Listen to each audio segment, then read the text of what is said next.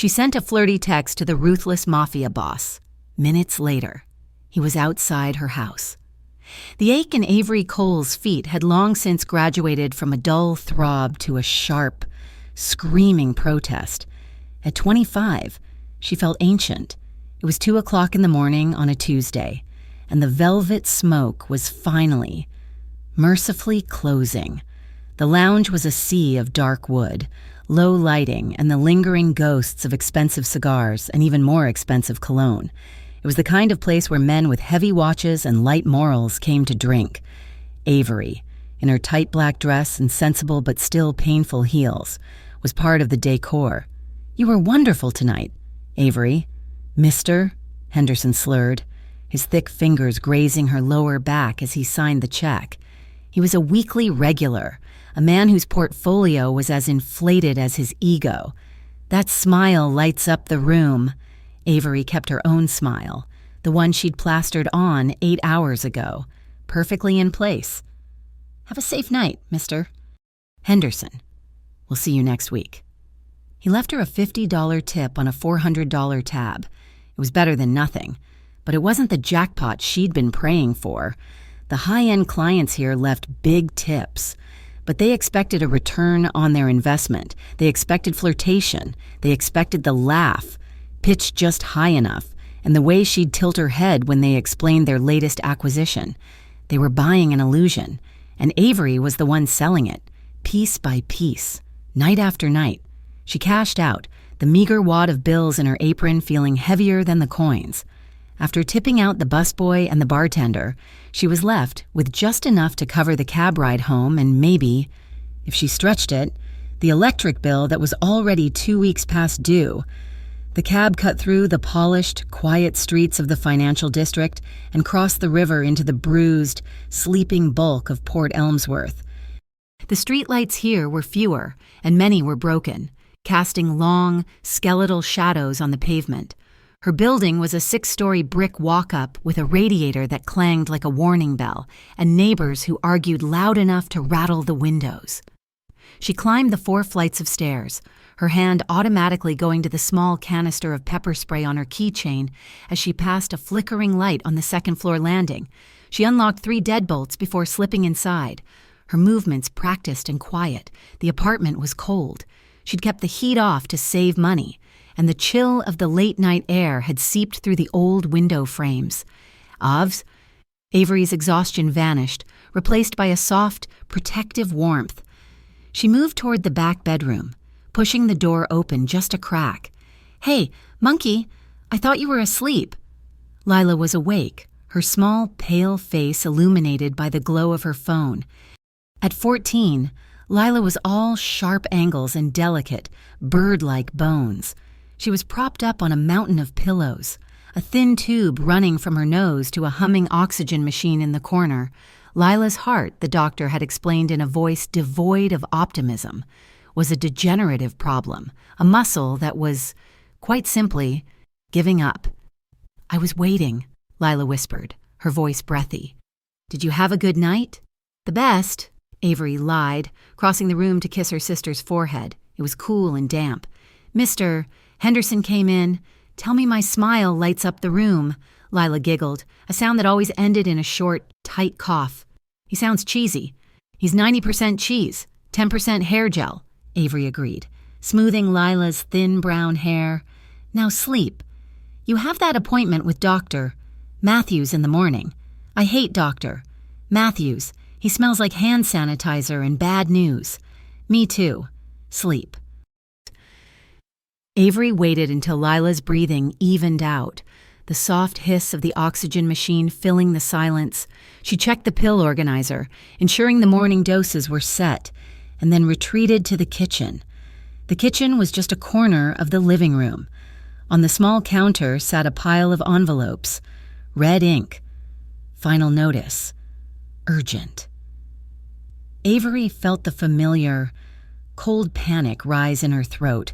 Her father, a man who loved poker more than his daughters, had left them with nothing but a mountain of debt when he died of a heart attack 2 years prior. Avery had been paying, or trying to pay, ever since. But Lila's medical bills were a tidal wave, and Avery was drowning. She had worked a double. Her stomach was empty, and the world felt like it was closing in. She needed a release. Just for a second, She remembered the half bottle of champagne a bachelorette party had abandoned at the Velvet Smoke. She'd tucked it into her bag, a small, illegal prize. She pulled it out now, popped the cork with a dull thud, and drank straight from the bottle. It was warm and flat, but the bubbles were sharp, and the buzz was immediate. She sat on her lumpy couch, the champagne bottle resting on her knee. She felt reckless, lonely. The apartment was silent, save for the clanging radiator and the distant sound of a siren. She pulled out her phone, scrolling through contacts she never called, and then she saw the name, Dominic R. She'd saved it 3 months ago. He was a memory that didn't fit with the others. He had come into the Velvet Smoke alone. He wore a suit that was not just expensive, but tailored, sitting on him like a second skin. He didn't flirt, he didn't smile, he just watched her. He'd ordered 1 glass of scotch, paid with a black credit card, and sat in the darkest corner of the lounge for 2 hours. When he'd left, Avery went to clear the glass. Tucked under it was a $1,000 tip. Cash, 10 crisp, $100 bills. She had chased him outside, thinking it was a mistake. "Sir," she'd called out, breathless, "you left this." He had turned. He was taller than she remembered, and the shadows clung to him. He looked at the money in her hand, then back at her face. His eyes were the color of cold, dark coffee. "It wasn't a mistake," he'd said. His voice was low, a gravelly rumble that sent a strange shiver down her spine. "But why? I just smiled at you." "That's why," he'd said. He'd handed her a business card. Dominic R. "In case you ever need anything." She had stared at the card. No phone number. Just a name and an embossed logo she didn't recognize, but his number was on her phone. She'd found it in the lounge's reservation system later that night, a private number for a VIP booking, and she had saved it. A fantasy, a what if. Now, buzzed on flat champagne and desperation, Avery looked at the name. Dominic R., a man who paid $1,000 for a smile. Her fingers moved before her brain could stop them. It was a stupid, reckless, lonely impulse. "Bet you've never been kissed by a broke waitress with nothing to lose." She hit send. The whoosh of the message departing was followed by a sudden, crushing sobriety. "Oh, God," she whispered, her hand flying to her mouth. "What did I do?" She fumbled with the phone, trying to unsend it. But it was too late. Delivered, read. She waited for the reply. Who is this, or wrong number, or, more likely, nothing. He was probably asleep in a penthouse, or in bed with a supermodel. He wouldn't even remember her. Her heart was pounding, a frantic bird in her chest. She stood up, pacing the small living room. Stupid, stupid, stupid. Minutes passed. 1, 2, then headlights. Avery froze. The headlights weren't moving past. They sliced through the grime on her window, bright and white, stopping directly in front of her building. She crept to the window, pulling the curtain back an inch. A black car, long and sleek, idled at the curb. It was not a cab. It was not a police car. It looked like a panther, all polished obsidian and quiet menace. The engine, a low thrum she could feel in the floorboards, was the only sound on the street. The driver's door opened. A tall figure stepped out. He was dressed in black. Avery's breath caught. It was him. He didn't look up. He didn't hesitate. He just moved toward the entrance of her building, disappearing from her line of sight. Her heart hammered against her ribs. He was here? It wasn't possible. She checked her phone. 4 minutes. She heard footsteps on the stairs. Heavy, measured, confident. Not her neighbors. Not the landlord. Knock, knock, knock. The sound was not loud, but it was solid. It vibrated through the cheap wood of her door. Avery stood paralyzed. Lila was asleep. The champagne bottle was on the coffee table. She was in her threadbare pajamas. "Knock, knock, knocky. Who is it?" she called, her voice a weak tremor. "Avery," his voice. The same low, gravelly rumble. He said her name like he owned it. She moved to the door, her hand shaking as she fumbled with the 3 deadbolts. Each one clicked back, a loud, metallic snick in the silence. She opened the door a crack, the security chain still in place. Dominic Romano filled the hallway. He was even taller up close, a solid wall of black wool and imposing presence.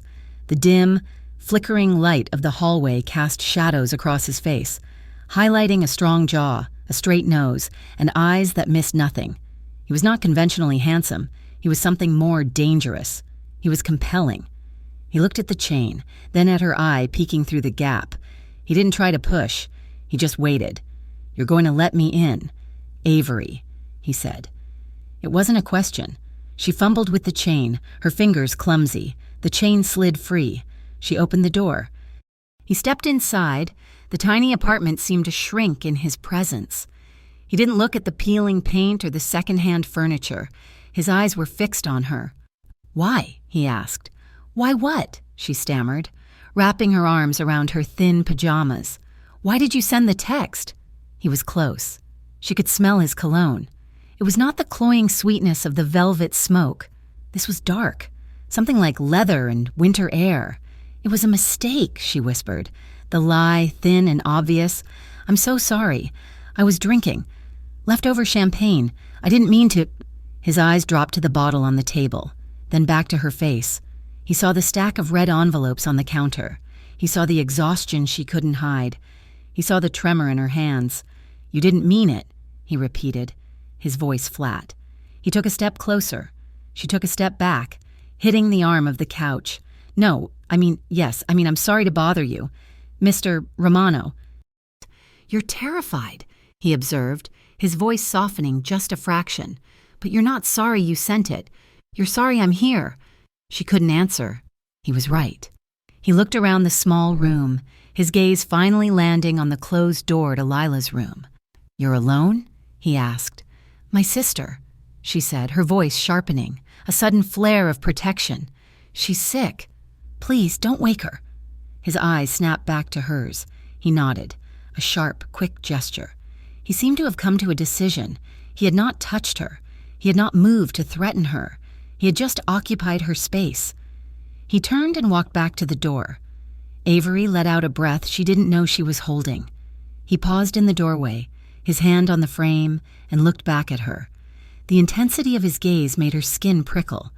"Next time you send a text like that, Avery," he said, his voice dropping to a near whisper, "be sure you mean it." And he was gone. She heard his footsteps descending the stairs, the front door of the building closing, and the deep, throaty sound of the car engine pulling away. Avery slid the 3 deadbolts back into place, her back pressed against the door, her knees shaking so badly she could barely stand. She didn't sleep for the rest of the night. An hour later, just as the sky was beginning to bruise with the first hint of dawn, she heard the crash. It came from downstairs, the splintering of wood, followed by a man's guttural shout. "Petrov, we know you're here, old man." Avery's blood ran cold. She flew to Lila's room. "Lila, wake up! Get in the closet! Now!" Lila, groggy and terrified, scrambled from the bed. Avery pushed her into the small closet. "Don't make a sound, no matter what. Do you understand?" Lila nodded, tears welling in her eyes. Avery shut the door. She grabbed the heaviest thing she could find, a cast-iron skillet, and crept back to the living room. She heard them. 2 voices. They were kicking in the landlord's door on the first floor. She heard Mr. Petrov cry out, "Where's the money, old man?" One voice snarled. "I don't have it." "I told you," Petrov pleaded. "Then tell us where the girl is, the one who pays her father's debts. We know she lives here." Avery's stomach turned to ice. They were here for her. She heard a sickening thud. And Petrov went silent. "She's on 4, the voice said. "Let's go."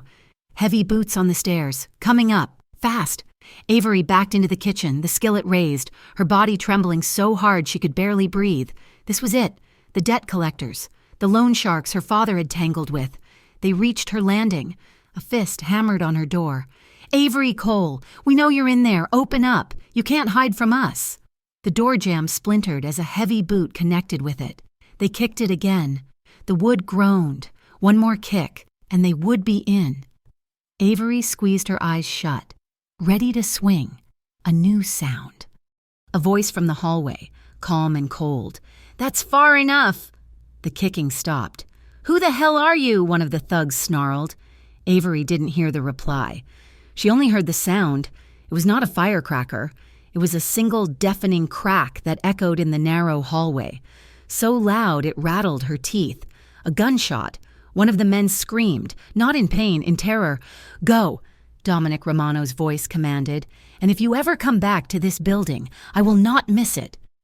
Avery heard them scrambling, falling over each other in their haste to get down the stairs. The front door slammed open.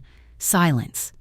Avery was still pressed against the wall, the skillet shaking in her grip. The door, already broken, was pushed open slowly. Dominic stood in the doorway. He was not breathing hard. He held a handgun at his side, pointed at the floor. His grip casual. He hadn't been gone. He'd been sitting in his car, watching. He looked at her, at the skillet, at the terror in her eyes. The strength that had held her up for years, the adrenaline, the fear, it all evaporated at once. The skillet slipped from her fingers and clattered to the floor. Her knees buckled. He moved faster than she thought possible. He crossed the room in 2 strides, the gun vanishing as he caught her before she hit the ground. She collapsed against him, burying her face in his coat. A raw, animal sob tearing from her throat. He was solid, and he was warm, and he smelled like safety. He held her, one arm securely around her waist, the other hand coming up to rest on the back of her head, his fingers tangling in her hair. "Shh," he murmured. It was the only comfort he offered, but it was enough. After a moment, he simply bent and slid one arm under her knees, lifting her as if she weighed nothing. He carried her to the lumpy couch and set her down gently.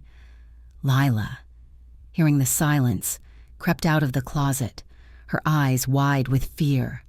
Dominic looked at the small, frail girl, then back at Avery, who was shaking uncontrollably, wrapped in a sudden, violent chill. He said nothing. He simply removed his own heavy wool overcoat, a garment that probably cost more than the entire apartment, and draped it over Avery's shoulders.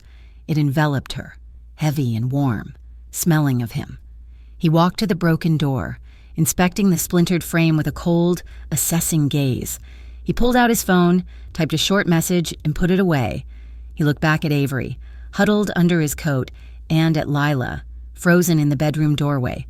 His expression was unreadable, but his eyes were hard as granite. "No one," he said. His voice a low, lethal promise that filled every corner of the small, cold room. "Touches what's mine." Avery woke to silence. That was the first thing she noticed. Not the clanging radiator, not the distant sirens, not the paper-thin walls vibrating with her neighbors' arguments. Just a deep, profound, cotton-soft silence. The second thing she noticed was the light. It was not the thin, gray light of Port Elmsworth that fought its way through her grimy window. This was sunlight, bright and unfiltered, pouring across a carpet so thick and white it looked like fresh snow.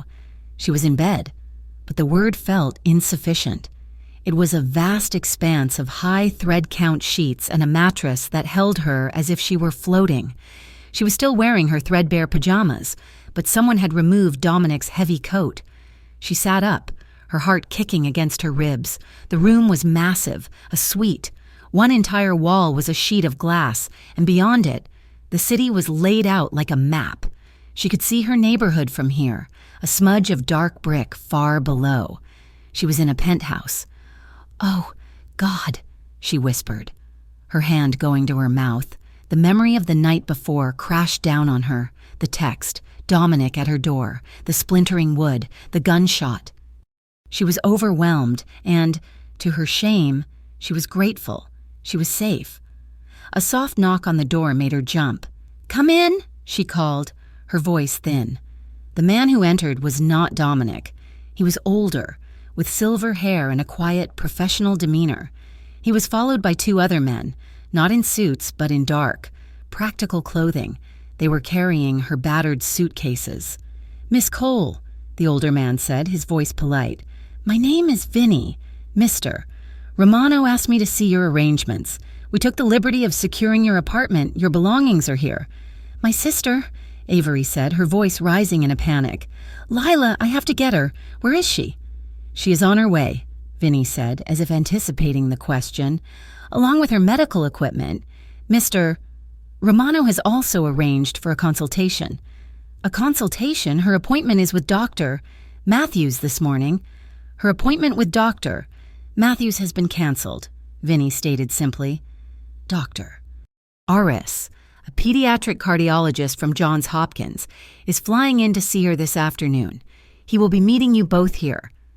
Avery stared at him. A doctor from Johns Hopkins, flying in. The sheer, casual display of power was staggering. "Where is he?" Avery asked, her voice small. "Dominic." "Mr. Romano is handling the disruption from last night," Vinny said, his choice of words precise. "He will be here this evening." Before Avery could process, there was another knock. Lila was wheeled in by another man, her eyes wide as she took in the suite. Her oxygen tank and machine were set up in a corner before Avery could even stand.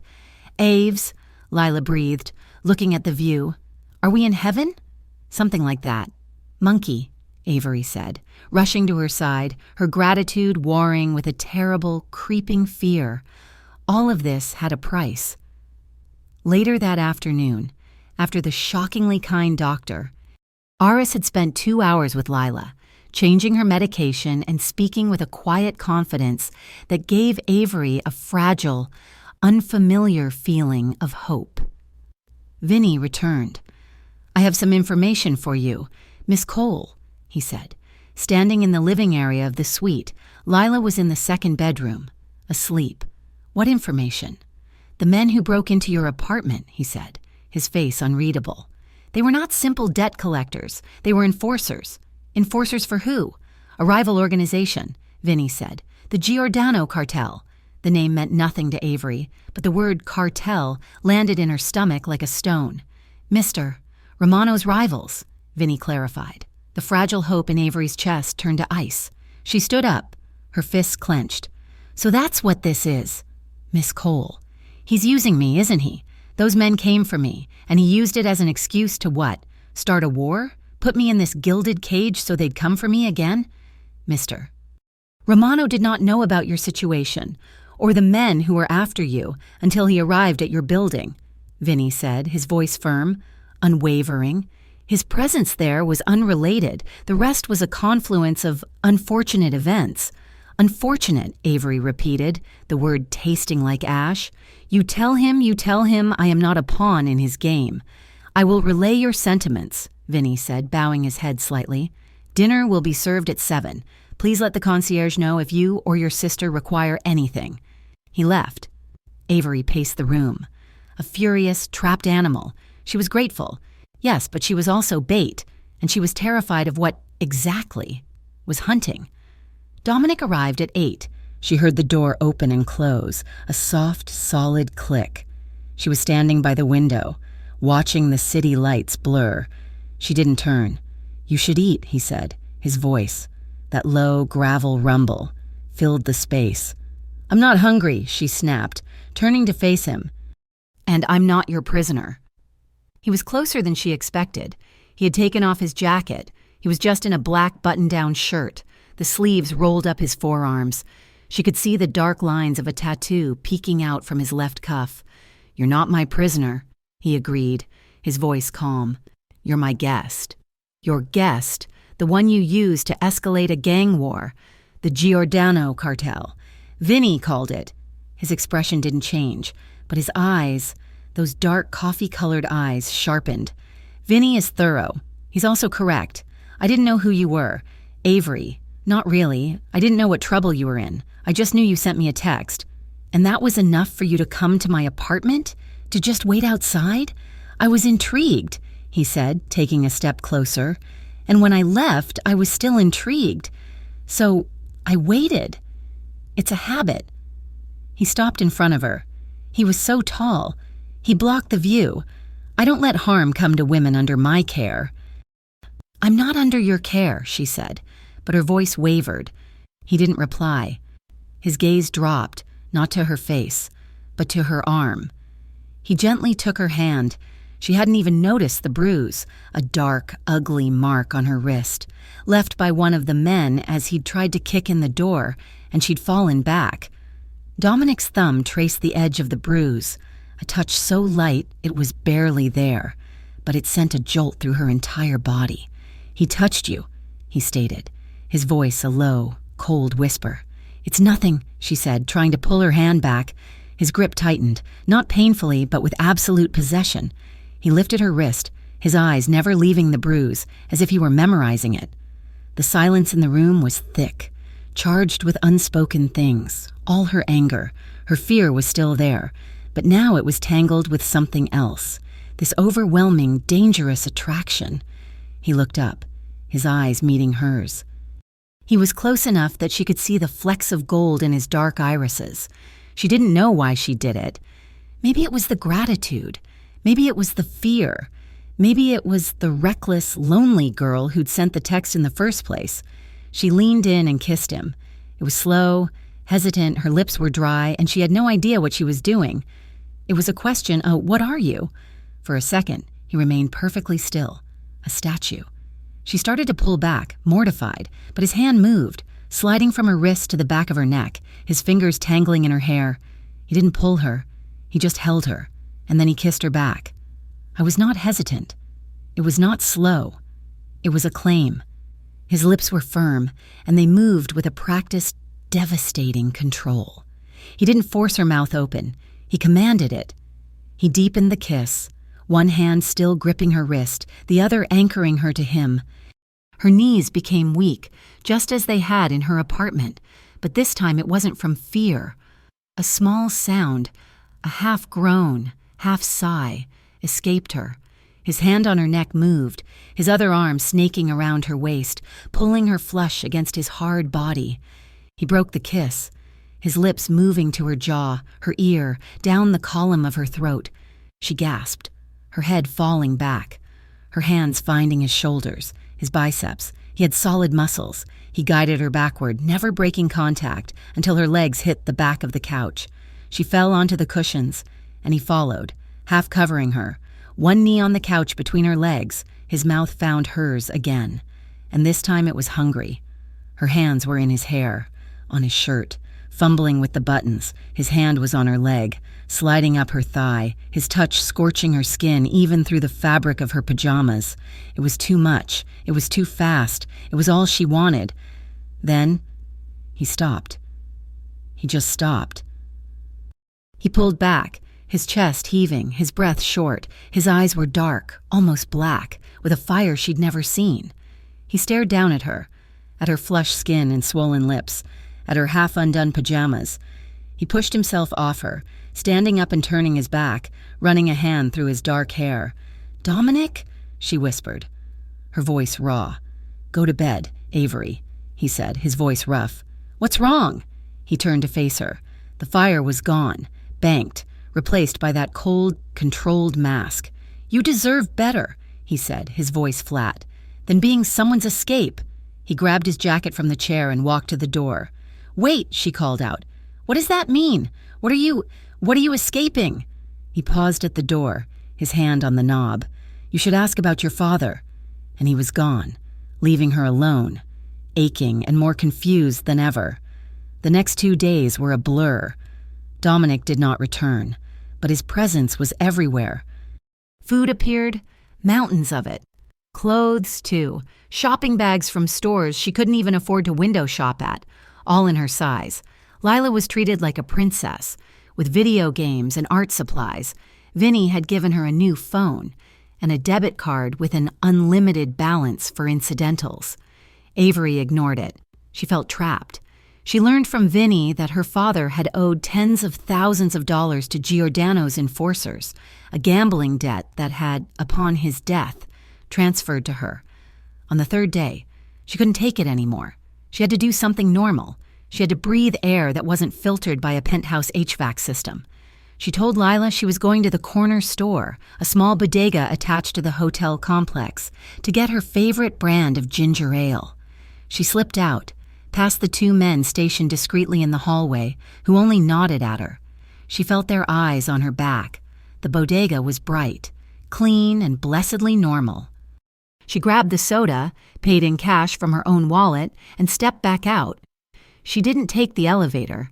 She took a side exit into an alley just for a second to feel the cold, damp air of the city. Pretty girl. Avery froze. A man stepped out from behind a dumpster, blocking her way. He was not one of Dominic's men. He was thin, with greasy hair and a mean, pinched face. Lost, are you? That's a long way from your tower. I don't know what you mean, Avery said, backing up. Don't you? He smiled, showing yellowed teeth. You're Dominic's new girl, the one he's keeping, but you still belong to us. Your father's dead. He took a step. Avery's back hit the brick wall. Giordano's very interested in you. He slithered, pulling a small, dirty knife from his pocket. He wants to meet you. He wants me to bring him a piece, just to show I found you. He reached out, grabbing a lock of her hair. Stop, Avery screamed, batting at his hand. Or maybe, he whispered, his foul breath washing over her, I'll just mark up that pretty face. He never finished the sentence. There was a sound, a blur of motion, and the man was gone from in front of her. Dominic had him slammed against the opposite wall of the alley, one hand around his throat, lifting him off his feet. The man's knife clattered to the pavement. You put your hands on her! Dominic's voice was not a voice. It was a low, terrifying growl. I didn't, the man wheezed, his feet kicking. Dominic looked at Avery, who was pressed against the wall, shaking, the ginger ale bottle shattered at her feet. Are you hurt? He demanded. Avery shook her head, unable to speak. Dominic turned back to the man. You threatened her. There was a sickening crack, not a gunshot, a bone. The man screamed, a high-pitched, gurgling sound. Dominic hit him. 1, 2, 3. Hard, precise, brutal punches to the gut and ribs. The man crumpled. You tell Giordano, Dominic whispered, pressing the man's face into the grimy brick, that she is mine, and if he, or any of his men, ever breathe in her direction again, I will burn his entire family to the ground, starting with you. He dropped the man, who collapsed in a heap, sobbing and clutching his clearly broken arm. Dominic turned to Avery. He was breathing hard, but he was in control. He walked over to her, his face a mask of cold fury. He didn't speak. He just looked at her wild eyes and her trembling form. He reached out, not to hold her, but to brace his hands on the wall on either side of her head, caging her in. Avery started to cry, not from fear of him, but from the adrenaline, the relief, the terror of what her life had become. I just wanted ginger ale, she sobbed. His expression softened. The cold fury melted, replaced by something she couldn't name. It looked painful. He lowered his forehead until it rested against hers. She could feel his breath, smell the winter air on his skin. I'm sorry, Avery, he whispered, his voice rough with an emotion she didn't understand. I'm so sorry. She looked up, her tears blurring his face. His eyes were closed, his dark lashes were stark against his skin. I'm so scared, she whispered. I know, he said, and he kissed her. There was no hesitation this time. It was not a question, and it was not a claim. It was a collision. It was heat and longing and a raw, desperate need. His lips were on hers, and it was not gentle. It was a kiss that said he had been holding back, and he couldn't hold back anymore. Her hands came up, not to push him away, but to grip the front of his shirt, pulling him closer. This was not a slow burn. This was an inferno. He kissed her like he was drowning, and she was his only air. He kissed her like he would burn the world down for her. And in that alley, surrounded by the wreckage of her old life, she knew, with terrifying certainty, that he would. Avery lasted exactly 2 days in the gilded cage of the penthouse before the silence began to scream. The luxury was suffocating. Every time she sank into the plush carpet or drank water that didn't taste like rusty pipes, she felt a phantom debt accruing. Dominic had said she wasn't a prisoner, yet there were men in the hall, men in the lobby, and a driver who waited by the curb like a sleek, black sentinel. She needed to work. She needed to feel the weight of a tray in her hand and the ache in her feet, sensations that belonged to her real life, not this dreamscape Dominic had constructed. "I'm going to work," she told Vinny on Thursday afternoon. Vinny looked up from his tablet, his eyebrows raising a fraction of an inch. "Mr. Romano would advise against that." "Mr. Romano isn't here," Avery said, pulling on her coat. It was the old one, not the cashmere one Dominic had left for her. "And I have shifts to cover. If I lose this job, I will lose my only lifeline if this ends." She didn't wait for permission. She took the elevator down, ignored the driver, and hailed a yellow cab before the security detail could stop her. The velvet smoke was busy for a Thursday. The familiarity of the noise, the clinking glass, the low murmur of conversation, the jazz piping through the speakers, settled her nerves. For 6 hours, she was just Avery. She poured drinks, she dodged wandering hands, she faked smiles. It was exhausting, and it was perfect. But when she clocked out at 2 a.m, the air outside felt different. The shadows on the street seemed longer, sharper. She began the walk to the subway, her heels clicking on the pavement, a block away from the club. She heard it, tires rolling slow, too slow. She glanced over her shoulder. A black SUV, windows tinted to an impenetrable obsidian, was creeping along the curb, matching her pace. It wasn't Dominic's car. It was older, bulkier, and missing the front license plate. Avery's heart hammered a frantic rhythm against her ribs. She sped up. The car sped up. She turned the corner, aiming for the brightly lit bodega halfway down the block. The engine behind her roared, the SUV mounting the curb to cut her off. Avery gasped, stumbling back as the passenger door flew open. A man in a ski mask reached out, his gloved hand grasping for her coat. "Get in!" he barked. Before she could scream, before she could run. Headlights flooded the alley from the opposite direction. A sedan screeched to a halt, boxing the SUV in. 3 men poured out of the sedan before it had even fully stopped. It was chaos. Metal crunched against metal. There was shouting, the distinct, terrifying sound of a pistol being racked. The man in the SUV cursed, slammed his door, and the driver threw the vehicle into reverse, tires smoking as they scraped against the brick wall to escape. Strong hands grabbed Avery's shoulders. She thrashed, swinging her purse, striking a solid chest. "Miss Cole, it's us!" She froze. It was one of the men from the hotel hallway. His face was pale, his eyes wide. "Get in the car," he urged, not unkindly, but with zero room for argument. "Now." The ride back was a blur of adrenaline and nausea. They didn't go to the hotel. They drove out of the city, winding up a long, private drive to a massive estate that loomed against the night sky like a fortress. They brought her into a library that smelled of old paper and burning wood. Dominic was there. He wasn't wearing a suit. He was in dark slacks and a white shirt that was unbuttoned at the collar, his hair messy as if he had been running his hands through it for hours. When he saw her, the relief on his face existed for exactly 1 second before it was incinerated by a fury so hot she could feel it from across the room. "Leave us," he ordered the men. The door clicked shut. "Are you insane?" His voice was not loud. It was a low, vibrating thing that shook the floorboards. He crossed the room, stopping inches from her. He looked like he wanted to shake her, or maybe pull her into his chest. He did neither. He kept his hands clenched at his sides. "I went to work," Avery said, her voice trembling but her chin high.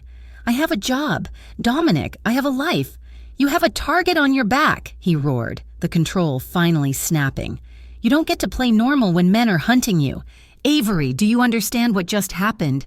Do you understand how close they came to taking you?" "I didn't ask for this," she shouted back, the fear from the alley transforming into anger. "I didn't ask for your protection, and I didn't ask for your enemies. I am trying to pay my rent. I'm trying to keep my sister alive. And you think serving scotch to businessmen is going to save her?" He stepped into her space, his towering frame eclipsing the light. "You think $50 in tips is going to stop Giordano? It's honest money," she hissed. "I won't be a kept woman. Dominic, I won't just sit in your tower and wait for you to come home. It's not about keeping you," he said, his voice dropping, the anger bleeding out to reveal a jagged, raw desperation. It's about keeping you alive." He ran a hand down his face, exhaling a breath that sounded like a growl. "Stay here, at the estate. Permanently. Bring Lila. There are 12 bedrooms. There is security that rivals the White House. You never have to step foot on a street alone again." "No," Avery said. Dominic stared at her, stunned. "No? I can't just live off you. I can't be whatever this is. I have pride. Dominic, it's the only thing I have left." They stared at each other, a stalemate of stubbornness and fear. Before Dominic could respond, before he could tear down her defenses, Vinny knocked on the door. "Boss," Vinny said, stepping in his grave. "It's the hotel. The nurse just called." Avery's blood turned to ice water. "Lila." The drive to the hotel took 20 minutes. The ambulance ride to the hospital took 10. Lila had collapsed. Her lips were blue, her small chest heaving as she fought for air that simply wouldn't come. The degenerative condition was accelerating. The doctor at the public emergency room was overwhelmed, shouting orders, but nothing was moving fast enough. Avery stood in the hallway, pressed against the wall, watching them work on her sister. The fluorescent lights buzzed like angry hornets. She felt small. She felt powerless. The pride she had clung to in Dominic's library felt like dust in her hands. She couldn't pay for this. She couldn't save her. She felt a hand on her shoulder, heavy, warm. "Vinny," Dominic said, not looking away from Lila's pale form through the glass. "Call St. Jude's. Tell them we need the East Wing. Tell Dr. Aris to meet us there. Now." "Dominic," Avery whispered, "I can't." "She needs a bypass," Dominic said, his voice devoid of emotion, pure calculation. "And she needs the specialist. We aren't waiting here." He made 3 phone calls and within 15 minutes, a private transport team arrived. They bypassed the chaotic ER intake. They moved with the efficiency of a military unit. 2 hours later, Lila was stabilized in a private room that looked more like a hotel suite than a hospital. Dr. Aris, the specialist Dominic had flown in days ago, came out of the room, pulling off his surgical cap. "She's stable." "Doctor," Aris said, "the episode was severe, but we caught it. I'm scheduling the surgery for Tuesday. We're going to fix the valve." "The cost," Avery choked out. "I don't have insurance that covers—" "It's taken care of," Dominic said. He was standing by the window, looking out at the parking lot. "Paid in full, up front, Doctor." Aris nodded and walked away. Avery looked at Dominic. He was exhausted. His shoulders, usually so square, were slumped. He had spent the entire night warring with bureaucracy, using his name, his money, his power, just to make sure a 14-year-old girl could breathe. The dam inside Avery broke. She crossed the room and buried her face in his chest. "Thank you," she sobbed, her hands gripping his shirt. "Thank you, thank you, thank you." He stood stiffly for a moment, as if surprised by the contact, and then his arms came around her. He held her tight, crushing her to him, his chin resting on the top of her head. "I told you," he murmured into her hair. "No one touches what's mine, not even death." They didn't go back to the hotel. They went to the estate. It was safer. He said. She didn't argue. She didn't have the fight left in her. The master bedroom was vast, dark, and quiet. Avery had showered, washing off the smell of the hospital, and was sitting on the edge of the massive bed in one of Dominic's t-shirts. He came out of the bathroom, wearing only pajama pants. His chest was broad, scarred in places, a map of violence she didn't want to read. He saw her sitting there, looking lost. He didn't say a word. He just walked over, pulled back the duvet, and got in. He held his arm out. She crawled into the space beside him, fitting her body against his side. He pulled the covers up over them. "Sleep. Avery," he whispered. "I've got you." She lay there, listening to the steady beat of his heart. It was a strong, slow rhythm. It was the only thing keeping her anchored to the earth. She lifted her head. He was watching her in the dark, his eyes reflecting the moonlight filtering through the curtains. The anger from earlier was gone. The coldness was gone. There was only a raw, unguarded need. She reached up and touched his jaw. His skin was rough with stubble. "You saved her," she whispered. "I would do it again," he said. 1,000 times. The air in the room shifted. It grew heavy, charged with a static electricity that made the hair on her arms stand up. The gratitude in her chest was swirling into something hotter, something deeper. She didn't want to be alone. She didn't want to be safe. She wanted to be close. She leaned up and kissed him. It wasn't like the kiss in the alley. That had been desperate. A reaction to fear. This was deliberate. Dominic went still, his breath hitching. He tried to pull back, his hand gripping her hip to stop her. "Avery, you're vulnerable. You're emotional. I won't take advantage of that." "I'm not asking you to take advantage," she murmured against his lips. "I'm asking you to make me feel alive." His resolve shattered. He groaned, a low, guttural sound, and flipped them over. He pinned her gently against the mattress, his weight pressing her down, shielding her from the world. He kissed her jaw, the sensitive spot behind her ear, the column of her throat. His hands were everywhere in her hair, tangling in the oversized shirt, skimming her waist. "Dominic," she breathed, arching into him. He pulled back to look at her. His eyes were dark pools of desire. "Tell me to stop. Tell me now. Avery, don't stop," she said. "Please, don't stop." He kissed her then, a searing, passionate claim. He lifted her, moving them until her back was pressed against the heavy oak door of the bedroom, kneading the solidity, the friction. His hands found the hem of the shirt and lifted it. The clothes fell away slowly. There was no rush. Every touch was deliberate, a reverence. He traced the curve of her hip, the line of her spine, treating her body like it was something precious and breakable, even as his kisses grew hungrier. When skin finally met skin, the sensation was blinding. It was intense, a fever breaking. It was tender, full of unspoken fears and a desire that had been simmering since that first text message. He made love to her with a focus that bordered on worship. He watched her face, tracking every emotion, every gasp. It was an exorcism of the fear they had both lived with for days, for an hour. There were no cartels, no debts, no sickness. There was just the heat of him, the weight of him, and the promise in his touch.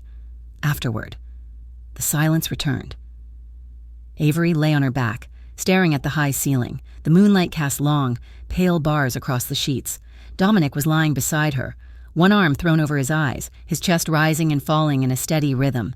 The adrenaline had faded, leaving a cold clarity in its wake. She looked at the man beside her, the mafia boss, the killer, the savior. She had given him her body. She had let him save her sister. She was living in his house. Panic, cold and sharp, began to creep in. She was in so deep she couldn't see the surface anymore. She had fallen for a man who lived in a world of violence, a man whose enemies tried to kidnap her off the street. Dominic shifted, turning his head to look at her. He didn't reach out. He just watched her. His eyes were soft, a vulnerability there that she had never seen. But beneath the softness, there was guilt, heavy, dark guilt. "You're thinking about running," he said quietly. It wasn't a question. "I'm thinking about how I can possibly stay," she admitted, her voice whispering in the dark. He didn't argue. He didn't offer promises he couldn't keep. He just turned away, staring at the wall, the distance between them on the bed feeling like a canyon. The morning sun was blinding. It hit the white sheets, exposing everything. Avery woke to the sound of a door closing. She was alone in the bed.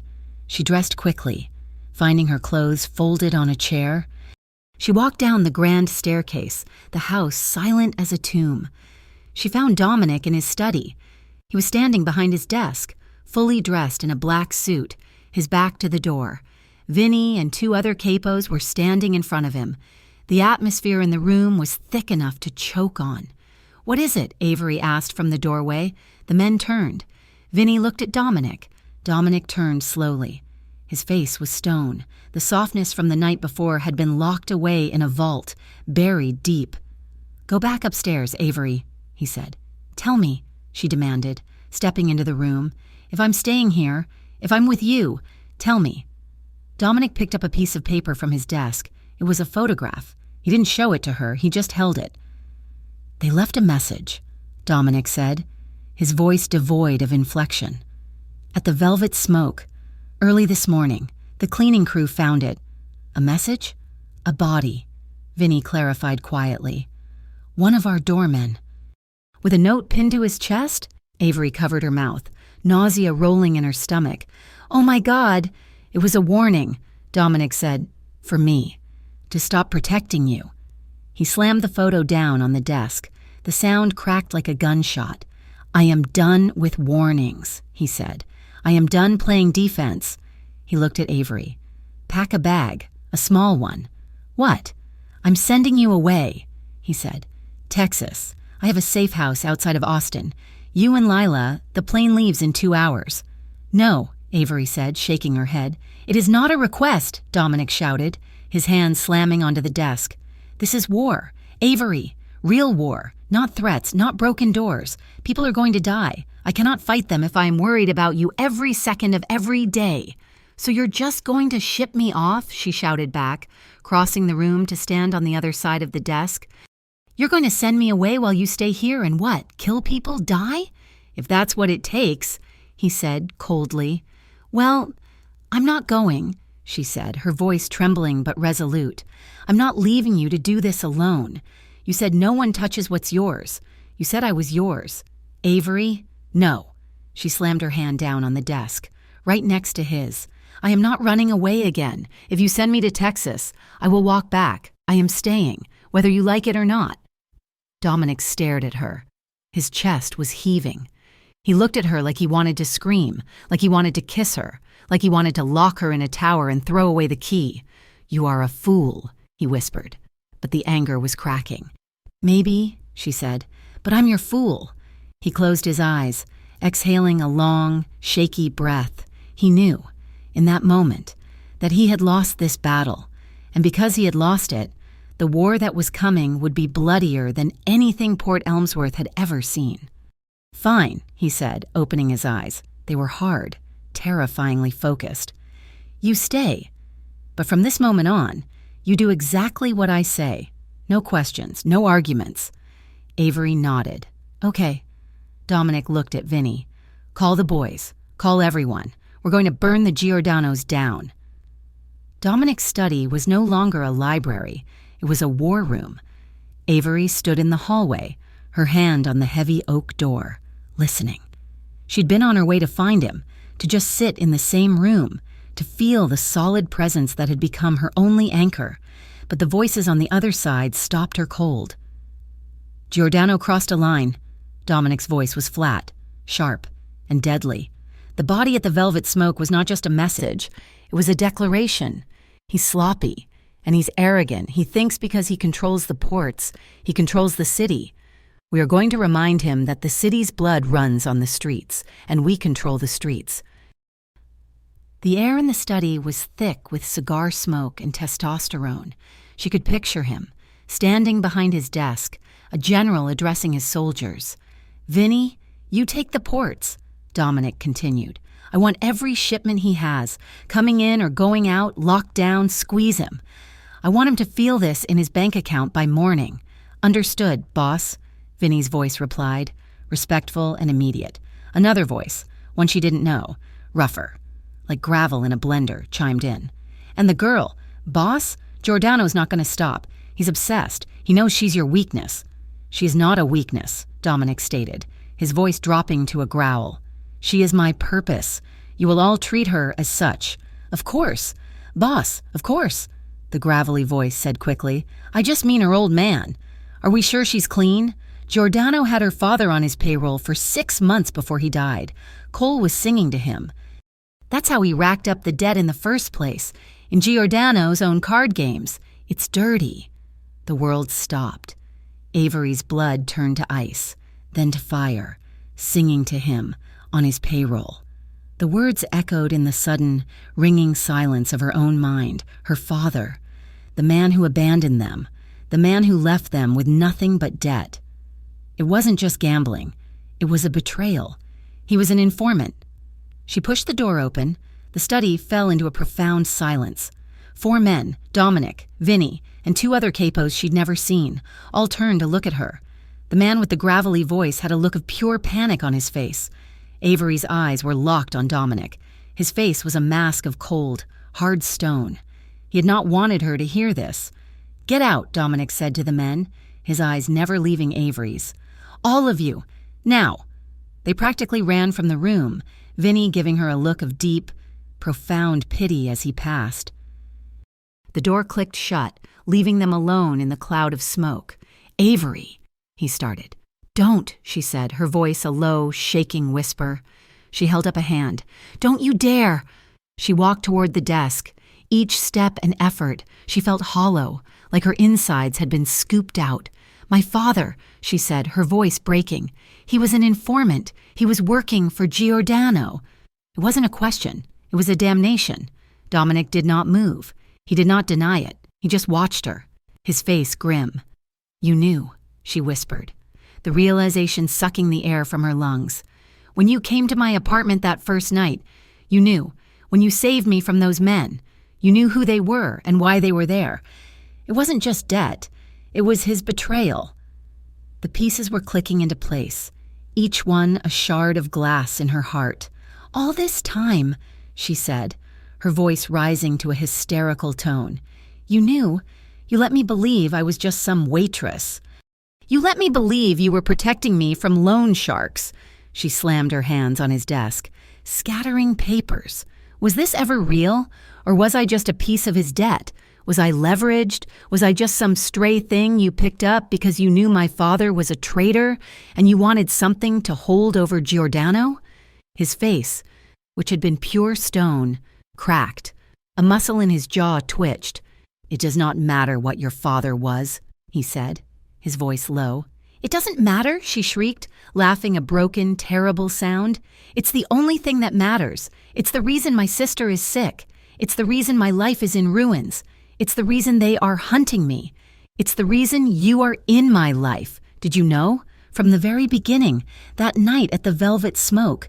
Did you know who I was?" He watched her, the seconds stretching, his silence a screaming confession. "I knew what he was," Dominic said finally, his voice raw. "And I chose you anyway." That was the line. That was the thing that broke her. "I chose you anyway." It was not an absolution. It was an admission of his power, of his choice. He had seen her, a broken thing from a traitor's family, and he had chosen her, like a stray, like a prize. She slapped him. The sound cracked through the study, loud as a gunshot. Her palm stung, her whole arm vibrating with the impact. Dominic didn't flinch. He didn't even blink. He just turned his head back to face her, the red mark bright on his cheek. "Avery," he said, his voice a warning. She ran. She didn't know where she was going. She just ran. Down the hall, past a stunned guard, down the grand staircase. She saw a polished wooden bowl on a table by the front door. Keys. She grabbed a set, burst through the front doors, and ignored the shouts of the men on the perimeter. She found the car that matched the key fob, a massive black Range Rover, and threw herself inside. She jammed the key, hit the ignition, and slammed the car into drive, peeling out of the long, winding driveway, her tears finally breaking free. She drove, her vision blurred, her hands shaking on the wheel. She drove back to the city, back to the river, back to the one place on earth that was, undeniably, hers. She left the Range Rover running at the curb, a beacon of wealth in the gritty, gray landscape of Port Emsworth. The door to her apartment building was still broken. The cheap plywood someone had nailed over her apartment door was flimsy. She kicked it, and it splintered, the wood giving way easily. The apartment was cold, and it smelled of fear. It was exactly as she had left it, the overturned lamp, the shattered fragments of a vase. It was a tomb. She stumbled to her bedroom, pulling an old duffel bag from the closet. She was sobbing now. Great, heaving, gut-wrenching sobs. She threw in clothes, random, useless things, an old sweatshirt, a pair of worn-out sneakers, the pill bottles from Lila's nightstand. She was trapped. She had no money, no home. Her sister was in a hospital wing paid for by the man who had lied to her. Her father was a traitor. She sank to the floor, her back against the bed, the duffel bag in her lap. She was hyperventilating. She remembered the old, cracked phone she kept in her drawer for emergencies. She pulled it out. The battery was at 3%. She scrolled to the one number she could call. Sarah, her friend from the Velvet Smoke. The phone rang twice. Aves, what's wrong? You're not on the schedule, Sarah's voice said, sleepy and concerned. Sarah, Avery choked out, I need help. I need money. For a bus ticket. For me and Lila. I'm at my apartment. Please, can you come? Avery, you sound awful. What's going on? That guy, that rich guy. He lied to me, Sarah. He lied about everything. I just have to get out. Please. Okay, I'm coming, Sarah said, her voice sharp with alarm. I've got 200 in my cookie jar. I'm on my way. Don't move. Avery hung up, her body shaking with a chill that had nothing to do with the cold apartment. She pulled her knees to her chest, rocking back and forth, the sound of her own sobs filling the dusty air. A shadow fell over her. She looked up. Dominic was standing in the bedroom doorway. He filled it. His suit was immaculate, his face unreadable, but the red mark on his cheek was darker now. He was breathing hard, as if he had run up the 4 flights of stairs. You should not be here, he said, his voice a low growl that vibrated with barely contained fury. Get out, she screamed, her voice cracking. She scrambled to her feet, grabbing the nearest thing, a heavy glass perfume bottle, and throwing it at him. He dodged it easily. It shattered against the wall behind him. You're coming with me, he said, taking a step into the room. No! She shrieked. I am done. I'm done with you. I'm done with your war. I'm done with your lies. She flew at him, hammering on his chest with her fists, a wild, desperate, powerless assault. I am done, she sobbed. I never asked for any of this. I never asked for you to save me. I was fine. I was surviving. I was paying my bills. And you knew. You knew what my father was, and you used me. He grabbed her, his hands closing on her upper arms, and shook her. Once. Hard. You were fine? He roared, his control snapping, his voice echoing in the small, dead apartment. You were fine. You were 4 minutes from being taken by Giordano's men in your hallway. You were 1 block from being dragged into a van. You call that fine? He was shouting, his face inches from hers, his fury a tangible, scorching heat. I never asked for it, she cried, her strength gone, her body collapsing as her legs gave out. He caught her, his hand moving to her wrist, yanking her upright. His grip was iron. It was unthinking, possessive, and it hurt. Avery winced, a small, terrified sound, her eyes flying to his hand, then to his face. Dominic froze. He looked down at his own hand, at the white-knuckled grip on her slender wrist. He saw the red marks his fingers were making. He saw her face, the raw, animal terror in her eyes. It was the same look she'd had when the thugs were at her door. He'd put it there. He let go of her as if she were on fire. He stumbled back, his face ashen, his self-loathing a visible, toxic thing. I'll never be like the men who hurt you, he whispered, his voice raw. Broken, he looked at his own hand, disgusted. But I'm not a good man. Avery, I'm not... That broke her. The last wall, the last defense. She didn't see the monster. She saw the man, trapped in the cage of his own life, his own violence. She fell into him. She didn't just collapse into his arms, she launched herself at him, her arms locking around his neck, her face burying in his chest. Her sobs were muffled against his suit. Don't leave me, she whispered, her voice choked. Please, Dominic, don't let me go. I can't do this alone. He was still for a second, stunned, and then his arms came around her, crushing her to him. He held her as if he could absorb her pain, as if he could shield her from the world, from himself, from the truth of her father. He buried his face in her hair, and his whole body shuddered. She tilted her head back, her face wet with tears. She looked at the red mark on his cheek, the mark she had made, and she kissed him. It was not a kiss of tenderness. It was a collision. It was salt and fury and desperation. It was a kiss that said, I hate you and I need you in the same breath. It was explosive. A fire lit by the primal fear of what they had just almost lost. He kissed her back, his mouth taking hers with a desperate, claiming hunger. His hands tangled in her hair, gripping her head, holding her steady as he poured all of his rage, his guilt, and his terrifying, possessive love into her. At that same moment, across town, in a damp concrete basement, Giordano stubbed out a cigarette on the floor. He was a man in an $8,000 suit, and he looked perfectly at home. "Tell me," he said, his voice calm, almost bored, "where he keeps his heart." Dominic's lieutenant, the man who had been with Vinny in the study, was hanging from a chain. He was bloody, his face a ruin, but he hadn't spoken. "Every man has a soft spot," Giordano mused, lighting another. "His money? No, he has too much. His reputation? He doesn't care." Or, Giordano stepped closer, blowing smoke into the man's broken face. "Is it a girl? A little broke waitress from Port Elmsworth?" The lieutenant's eyes flickered. Just for a second, Giordano smiled. There it is. The pressure tightens. The passion in the ruined apartment cooled, leaving a grim, cold reality. Dominic's phone buzzed in his pocket. He pulled it out, his arm still locked around Avery's waist. He read the text. His face went white. "They have Marco," he said, his voice flat. "They're torturing him. They're looking for you." He was moving. All business, all cold, lethal focus. He pulled her with him. "You're right," he said.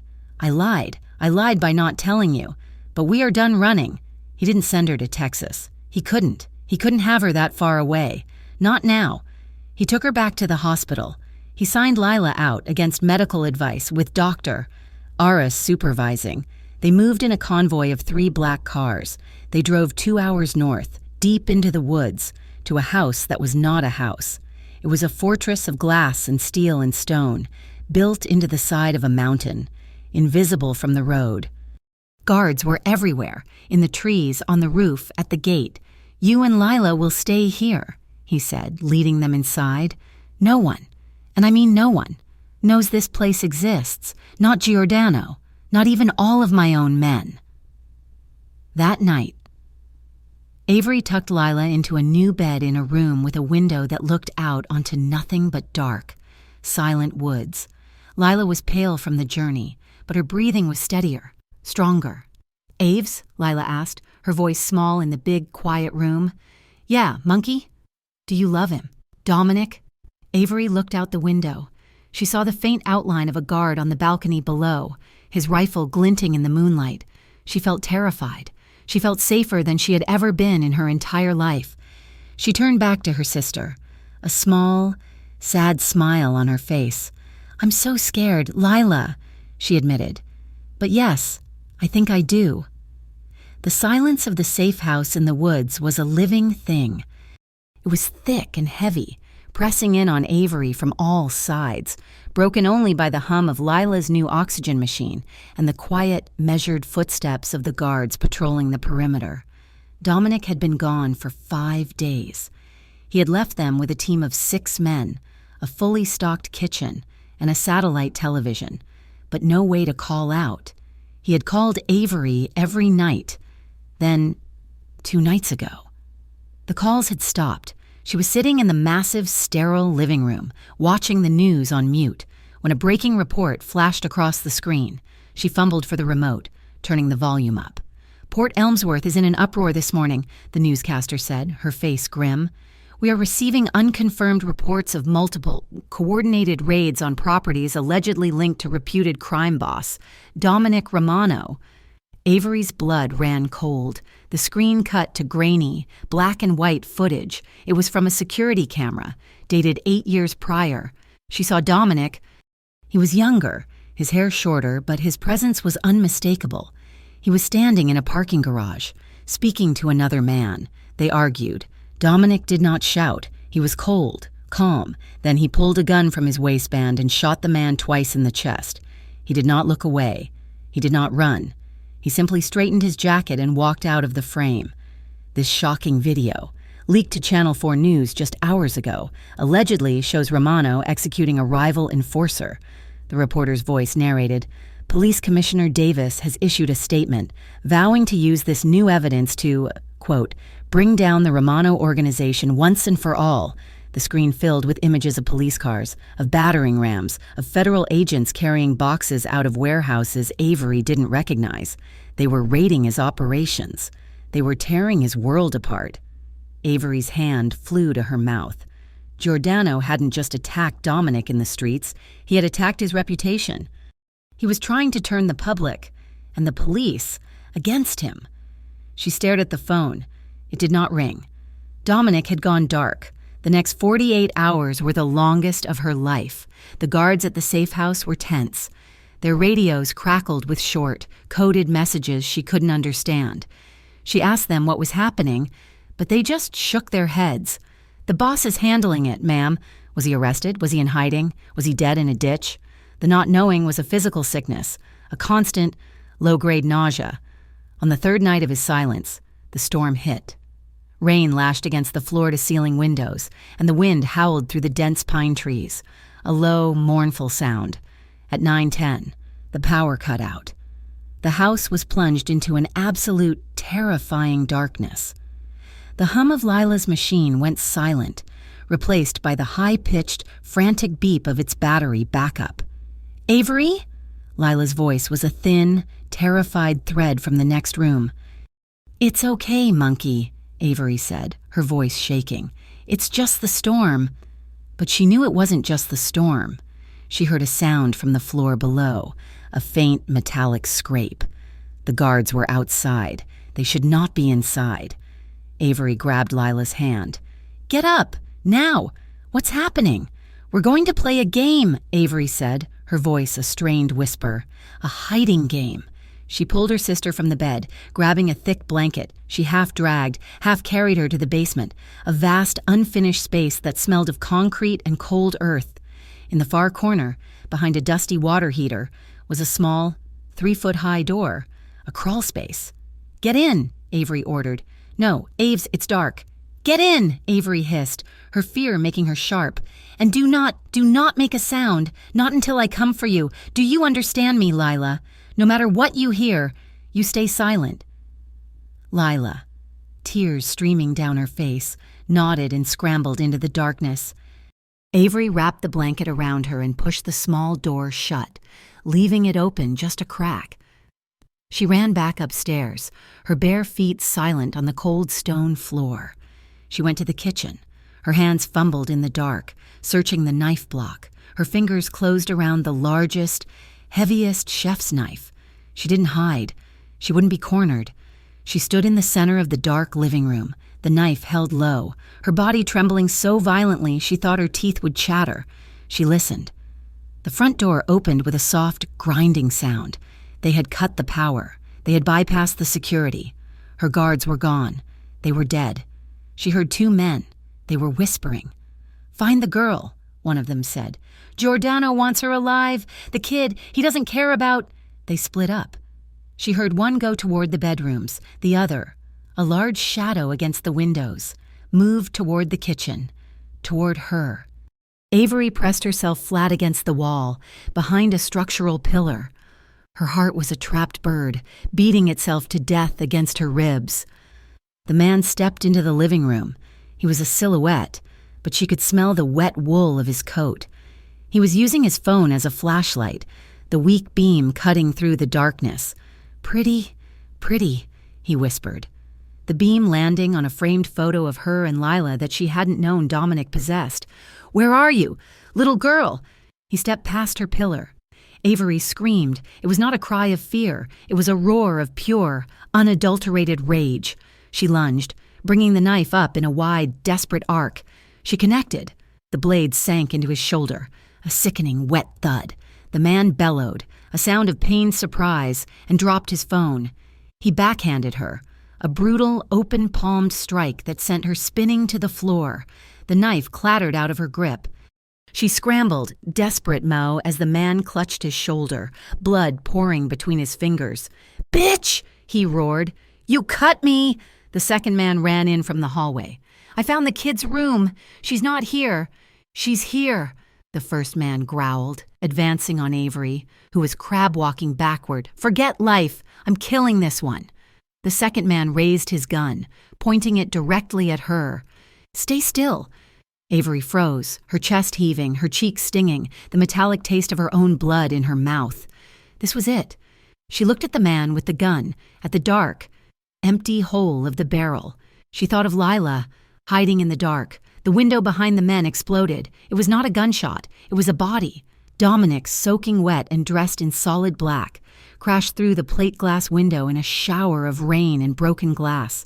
He was on the second man before the man could even turn. A dark, lethal storm. It was not a fight, it was an execution. Avery saw a glint of steel. Dominic's arm moved, once, twice, 3 times, in short, brutal, practiced motions. The man with the gun gurgled, a terrible, wet sound, and collapsed. The first man, the one she had stabbed, stared in disbelief, his hand falling from his wounded shoulder. He turned to run. Dominic moved like a panther, tackling him from behind. They hit the floor hard. Avery heard a bone snap. The man screamed. Dominic rose to his knees, his hand on the man's throat, pressing him into the carpet. "Who sent you?" Dominic's voice was not human. It was a low, terrifying growl. "Go to hell!" The man choked, spitting blood. "Who sent you?" Giordano. He knew about this place. Marco told him. Dominic's face was a mask of cold, white fury. He ended it, quickly, silently. The entire thing had taken less than 10 seconds. The room was silent, save for the howling wind and the rain pouring in through the shattered window. Dominic stayed on his knees for a moment, his chest heaving, his head bowed. Then slowly, he stood up. He was cut. Glass shards embedded in his jacket, blood dripping from his forearm. He turned to look at Avery. She was still on the floor, huddled against the wall, her eyes wide, her entire body shaking. He crossed the room in 2 strides and knelt in front of her. He didn't touch her. He just looked at her, his eyes scanning her face, her split lip, the mark on her cheek. His gaze was raw, tortured. "Avery," he whispered. The sound of his voice, the safety of it, shattered her. She fell forward, collapsing into his arms, her hands grabbing his jacket, her face burying in his neck. She sobbed. Great, heaving, animal sounds of pure, primal terror. He held her, his arms like steel bands crushing her to him. He rocked her gently, his hand stroking her soaking wet hair, his lips pressing into her temple. "I'm sorry," he whispered, his voice thick. "I'm so sorry." "I let my guard down." He pulled back, his hands cupping her face, his thumbs wiping away her tears. "I thought this place was safe," he said, his voice cold, flat, all the emotion gone, replaced by a terrifying, hollow certainty. "I let my guard down. I got sloppy. I let him get to you." "Lila," Avery choked out. "Lila, she's in the basement."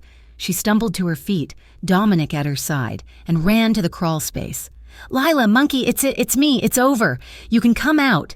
The small door opened, and Lila crawled out, her face pale, but her eyes dry. She'd been brave. She had been silent. She looked at Avery. Then she looked at the blood on Dominic's arm. Then she looked at the 2 bodies in the living room. Dominic stepped in front of Avery, shielding Lila from the view. "Vinny is outside," Dominic said, his voice soft for the girl. "He's going to take you both to a new room. Go with him. I have to clean this up." Vinny appeared in the doorway, his gun drawn. He looked at the scene, his face grim, and nodded at Dominic. He wrapped a blanket around Lila and led her upstairs. Avery stayed. She looked at Dominic, at the rain and blood dripping onto the priceless rug. "He knew," Dominic said, his voice dead. "Giordano knew about this place, which means Marco broke, which means he knows everything. What are we going to do?" Avery asked, her voice a whisper. Dominic walked to the broken window. He stared out at the storm, at the dark, thrashing trees. "I'm going to end it," he said. "Not raids, not squeezing his ports. I am going to his compound, and I am going to put a bullet in his head, tonight. Dominic, no. He's expecting you. It's a trap." "Of course it's a trap," he said, turning to look at her, a strange, cold smile on his face. "It's always a trap, but it's a trap I built." He walked out of the room, leaving her alone with the dead. He came to her an hour later. She was in a new room, a smaller one, in a different wing of the house. She had showered, but she couldn't get the smell of the wet wool coat off her, or the sight of the man's eyes as Dominic killed him. He was clean. He had changed into fresh black clothes. He wore body armor under his shirt, a heavy, dark vest that made him look broader, more menacing. He had a gun holstered at his hip. He stood in the doorway, watching her. The moonlight, now that the storm had passed, was streaming in, casting silver bars across the floor. He didn't speak. He just walked to her. He unclipped the holster and set it on the nightstand. He sat on the bed and pulled off his boots. He unzipped the vest and let it fall to the floor, and he was just in a black shirt and slacks. He was just Dominic. He lay down on the bed and held out his arm. Avery went to him, curling into his side, her head on his chest. She could feel the steady, slow thump of his heart. It was the calmest sound in the world. He held her, his hand stroking her hair. There were no words. There was nothing to say. The time for talking, for shouting, for apologies, was over. He shifted, his hand moving to her chin, tilting her face up to his. He looked into her eyes, and she saw everything there, the guilt, the rage, the love, the fear. He kissed her. It was not the desperate, fiery kiss of the alley. It was not the passionate, claiming kiss of the estate. It was slow. It was tender. It was a goodbye. It was a kiss of excruciating softness, a quiet promise in a world that was screaming. His lips moved over hers with a reverence that made her want to weep. They made love beneath the moonlight. There was no sound but their breathing, the soft slide of skin on skin. Every touch was a promise. Every look was a memory, a desperate attempt to memorize the curve of her hip, the line of his jaw, the feel of his hand in her hair. It was a silent, agonizing, beautiful farewell. It was the most tender, most heartbreaking thing she had ever experienced. Afterward, they lay tangled in the sheets, the silver light making him look like a statue carved from marble. "Avery," he said, his voice quiet in the darkness. "Don't," she whispered, her voice thick. "Don't say it." "If I don't come back," he said, his voice firm, ignoring her pleas. "Vinny knows. In my desk, at the estate, there's an envelope. It has your name on it. I don't care about the envelope, Dominic." "You will," he said. "It changes everything. It's the truth, about your father." Avery went still. "What truth?" "The truth that matters," he said. He sat up, swinging his legs off the bed. He began to put his armor back on, the zipping of the vest, the clicking of the holster, the loading of a magazine. Each sound was a nail in her coffin. She sat up, pulling the sheet around her. "Please," she begged, the word tearing from her throat. "Don't go. Please, we can run. You, me, Lila. We can go to Texas. We can go anywhere. Just don't go. Don't leave me." He finished arming himself. He was a soldier again, a killer. He turned to her, and his face was cold, but his eyes were breaking her heart. He walked to her, knelt in front of her, and took her hand. He kissed her palm. He looked up, and his gaze was so intense, so raw, she couldn't breathe. He leaned in and kissed her forehead, a soft, chaste, agonizingly final press of his lips. "I was never alive," he whispered, his forehead resting against hers. "Until I met you." He stood up. He walked to the door. "Dominic!" she cried. He paused in the doorway, a tall, black shadow against the light of the hall. He looked back at her. One last time, and then he was gone. The city of Port Elmsworth held its breath. Then, at 3:17 in the morning, it exploded. Dominic Romano did not just declare war, he unleashed a symphony of destruction. It was not a chaotic brawl, it was a surgical dissection. The first explosion was at the port. Vinny's team, using pre-planted charges, turned Giordano's main shipping warehouse into a column of fire that lit up the night sky, visible from Avery's window in the woods, 100 miles away. She saw the faint orange glow on the horizon and sank to her knees, her hands clasped in prayer. The second and third hits were simultaneous. Two of Giordano's primary distribution hubs, disguised as a laundry service and a frozen fish market, were hit by coordinated ambush teams. There was gunfire, precise and controlled, aimed at vehicles, at infrastructure. It was designed to cripple, not just to kill. While Giordano's forces scrambled, their communications jammed, their assets burning, Dominic moved. He was not with his men. He was alone. He drove his black car, the one that looked like a panther, through the back alleys of the industrial district, a ghost moving through the chaos he had orchestrated. He was heading for the old train depot, a rusting skeleton of iron and broken glass that Giordano used as his personal fortress, his meeting place. He knew Giordano would be there. He knew because Marco, his tortured lieutenant, had given Giordano the information Dominic wanted him to have, that Dominic's primary safe house was the depot itself. It was the trap within the trap. Giordano was not there to hide. He was there to wait, to ambush the man he thought was running scared. Dominic parked 3 blocks away and moved on foot, slipping through the shadows, the distant sounds of sirens and gunfire providing the soundtrack to his hunt. He bypassed the front, where Giordano's men were waiting. He entered from the south, through a collapsed maintenance tunnel he had known about since he was a boy, a place where he and his brother used to hide from the world. He moved silently, a shadow among shadows. He could hear them. 4 men, playing cards under a single, bare bulb, waiting for a target who would never arrive the way they expected. He found Giordano on the upper catwalk, a long, metal walkway that overlooked the cavernous, empty depot floor. He was smoking a cigar, staring out a broken window at the city, at the fires that were currently consuming his empire. He was alone, arrogant, even in the end. Dominic stepped out of the stairwell, his footsteps echoing in the vast, metal space. Giordano turned. He was not surprised. He smiled, a thin, reptilian gesture. "Dominic, I was wondering when you'd show your face.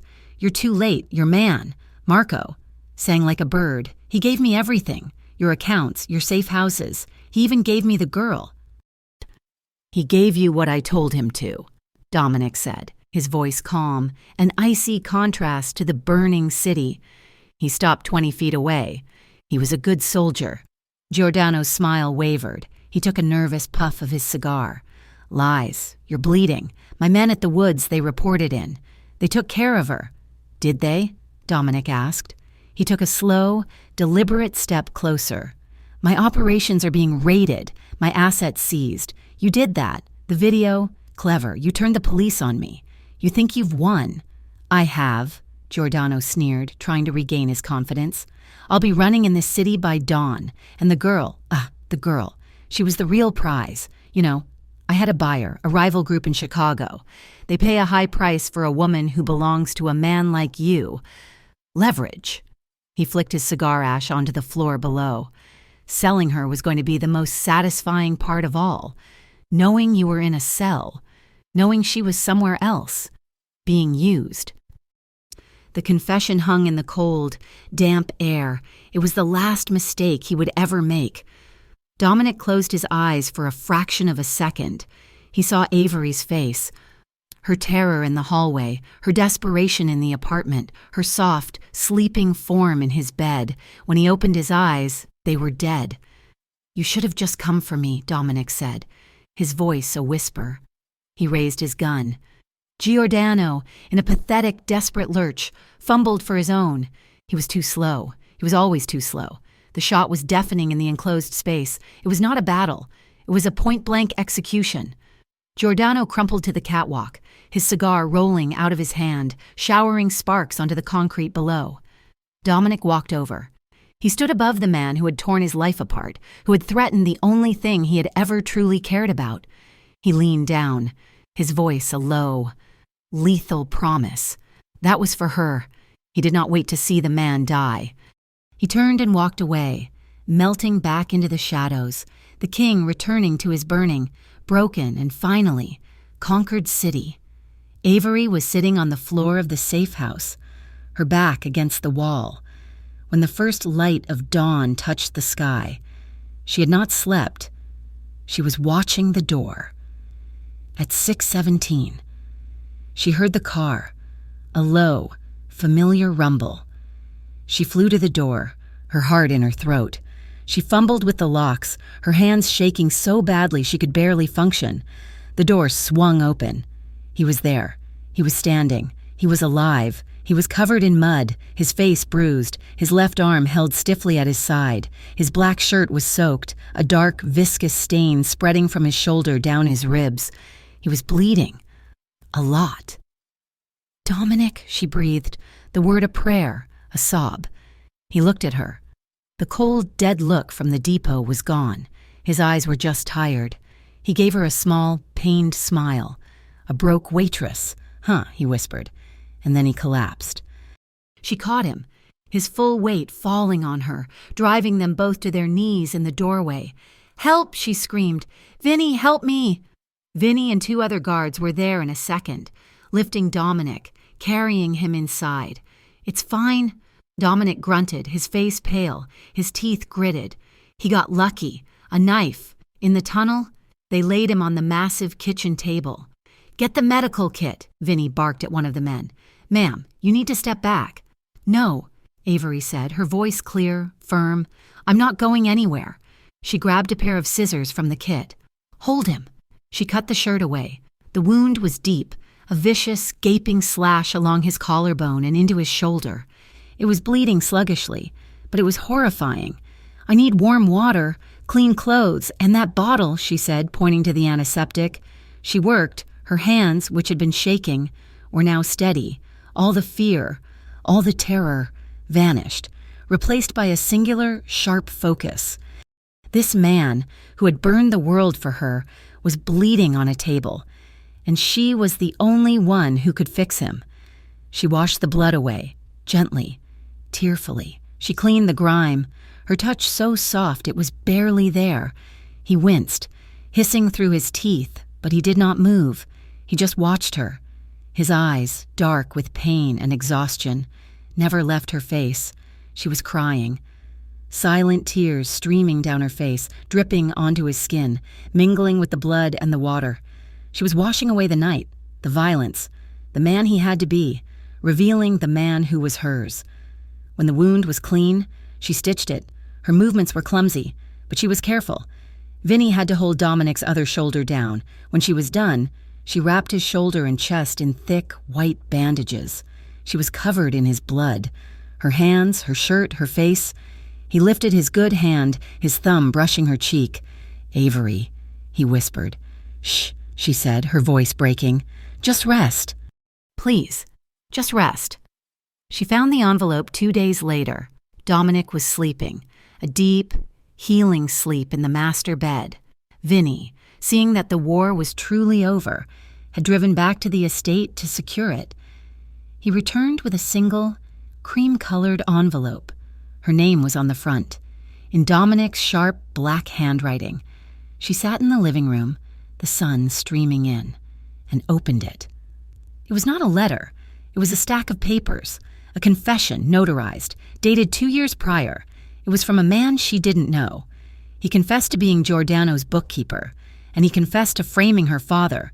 Her father, he wrote, had been a gambler. He had a debt. But Giordano saw a different kind of value in him. He tried to force him to become an informant. Her father, for all his flaws, for all his failures, had refused. He would not betray his city. He would not betray the Romano family, who had, generations ago, helped his own. So, Giordano had framed him. He manufactured evidence, made it look like her father was singing, and then used that debt to seize his assets, to ruin him, to put the squeeze on him until he broke. He died before he could. Her father was not a traitor. He was just a man with a gambling problem who, in the one moment that mattered, had tried to do the right thing. Avery read the document twice, her hands shaking, the shame she had carried, the quiet, secret belief that she was the daughter of a rat, evaporated. She put her head in her hands and sobbed. It was not the cry of terror from the attack. It was not the cry of grief for Dominic. It was a cry of pure, unburdened relief. It was the sound of her past, her prison, crumbling to dust. She felt his hand on her shoulder. She looked up. Dominic was standing there, his bandaged arm in a sling, his face pale, but his eyes clear. "You knew," she whispered, clutching the papers. "You knew he was innocent." "I knew," he said, his voice rough from sleep. "But everyone said you said—" "I let them believe the lie," Dominic said, sitting beside her, his good arm pulling her close. "It was safer for you. If Giordano thought I was just cleaning up a traitor's debt, it was business. If he knew I was protecting the daughter of the man he framed, the man who defied him would have been a vendetta from the start." He held her as she cried into his shirt. "I am so sorry, Avery, for what he put you through, for what I put you through. He wasn't a bad man," she choked out. "No," Dominic said, his voice soft. "He wasn't. He was just a man. And I made sure his name was clear." He held her, and for the first time since her father's death, Avery felt truly safe. Weeks later, the city was healing. The papers called it the Giordano takedown, attributing the arrests and the collapse of the cartel to the police raids, fueled by the anonymous video. Dominic Romano's name was mentioned only as a rival, a man who had also been targeted. The truth, the real war, remained in the shadows, where it belonged. Lila was sitting on a bench, a real bench, in a real park, breathing real air. She held an acceptance letter in her hand, a world-renowned treatment center in Switzerland. They were not just offering to treat her, they were offering to cure her. "Avs," she breathed, her eyes wide. "It says it's all paid for, anonymously, by some Romano family children's charity?" Avery smiled, and squeezing her sister's hand. "Guess there are still a few good men in the world." That night, Avery stood on the rooftop of the estate. The city lights of Port Elmsworth glowed below them, a sea of diamonds against the black velvet of the night. It was quiet, the air cool and clean. She heard him step out onto the terrace. He was no longer in a sling. The wound had scarred, a pale white line against his skin. He came to stand beside her, slipping his arms around her waist from behind, pulling her back against his chest. They stood in silence for a long time, just watching the city. His city, their city. "What are you thinking about?" he asked, his voice a low rumble in her ear. "That first night," she whispered, "at the Velvet Smoke, the $1,000 tip. You knew who I was, even then, didn't you? The daughter of the man Giordano framed. I knew," he admitted. "I had Vinny keeping an eye on your father's family, to make sure Giordano didn't come for you. I just didn't expect to see you. And the text," she said, a small smile playing on her lips. "You came all that way, in 4 minutes, for a stupid text." He chuckled, a low, warm sound she had never heard before. He turned her in his arms to face him. "Still think?" he asked, his eyes crinkling at the corners. "I've never been kissed by a broke waitress with nothing to lose?" Avery smirked, her hands sliding up his chest to tangle around his neck. "Guess I was wrong about you. I hope so," he said. He leaned down and he kissed her. It was not the hesitant, questioning kiss from the hotel. It was not the desperate, fiery kiss from the alley. It was not the tender, heartbreaking farewell from the safe house. It was slow. It was deep. It was unafraid. It was the kiss of a man who had nothing left to hide and a woman who had nothing left to fear. It was the kiss of 2 survivors. 2 souls who had been forged in violence and fear and had come out the other side. As the skyline of Port Elmsworth burned gold in the first light of the new dawn, it was, quite simply, a new beginning. Thank you so much for listening to this story. We truly hope you enjoyed the journey with Avery and Dominic. We would love to know where you are listening from, so please drop a comment and say hello. Your thoughts mean the world to us. Let us know what you thought of the story, your favorite parts, or what you'd love to see in the future. And finally, if you love this as much as we do, please consider subscribing to Mafia Romance Stories for more tales of passion and danger. We'll see you in the next story.